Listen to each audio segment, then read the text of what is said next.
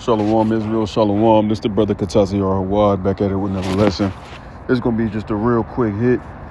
All right. Maybe 5 minutes or less, something like that. Apparatus our Father will. First and foremost, I want to give all praise, honor, and glory to Yahweh, Bahashem, Yahweh Shai, Bahashem, Rocha HaKodash. Double honors to my teachers, the elders, and apostles, Ray Millstone. Shalom to the brothers out there laboring in this truth and faith and sincerity. Shalom to the families out there who are watching, waiting, praying on Yahweh Shai's second return. Peace and blessings to the house of David, the hopeful elect. All right, so this is going to be a real quick hit. I came across this article on my lunch break at the plantation, man. All right, so we're just going to get right into it.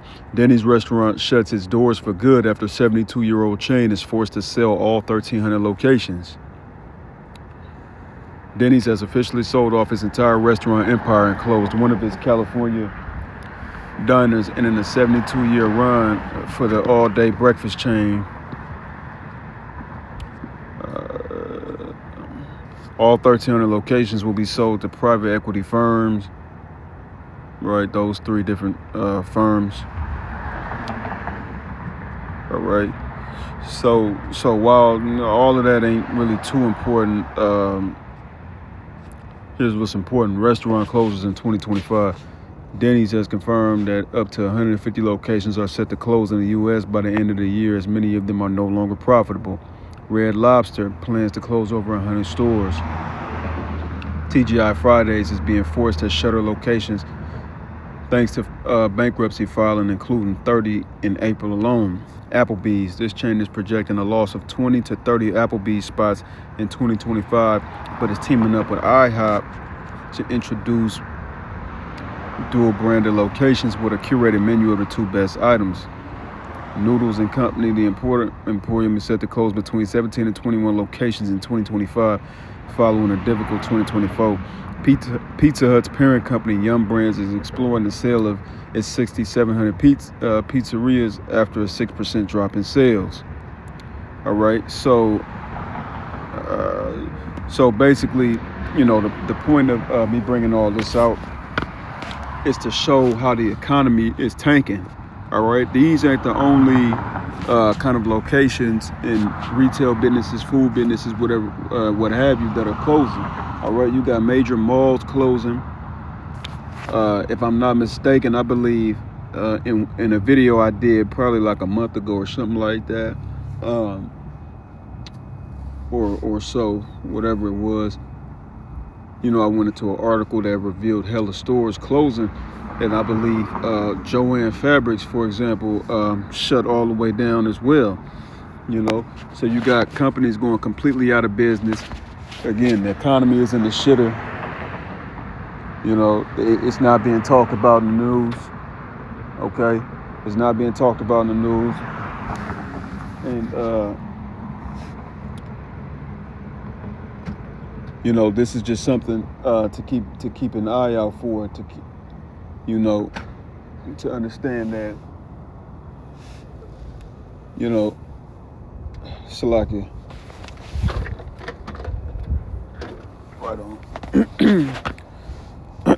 All right, Salakia. I'm at work, man, so it's, motherfuckers in and out and what have you. But anyway, back to the point. With all these stores and locations closing, what this is a telltale sign of is that the economy is soon to crash. Okay, all these different companies filing for bankruptcy, a lot of layoffs, thousands and thousands and thousands of layoffs that are not being spoken of. All right, and